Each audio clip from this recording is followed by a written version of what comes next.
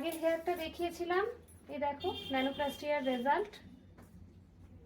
এই হেয়ারটা যত ওয়াশ হবে পরে পরে আরো তত শাইনি সিল্কি হেলদি ব্যাপারটা থাকবে।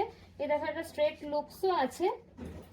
আর এর মেনটেনেন্স অনেকে জিজ্ঞেস করেন যে এর মেনটেনেন্স কি। তো এর মেনটেনেন্স হচ্ছে ঠিকঠাক মতন বাড়িতে প্রোডাক্টস ইউজ করা, শ্যাম্পু, কন্ডিশনার, সেরাম, ব্যাস এই তিনটেই যদি ঠিকঠাক ইউজ করা যায় তাহলেই এটা অনেক দিন ধরে ঠিক থাকে। মানে 60 ওয়াশ পর্যন্ত তো ঠিকঠাক থাকেই, তারপরেও চলে, থাকে না তা না, তারপরে আবার 5 মাস পর পর এই ট্রিটমেন্টটা নিতে হয়। তো আমাদের রেজাল্ট কিরকম লাগলো, নিহারিকার রেজাল্ট অবশ্যই কিন্তু কমেন্ট করে জানাবে। আর তলার দিকটাও দেখো পুরো একদম রিপেয়ার হয়ে গেছে, এই দেখো।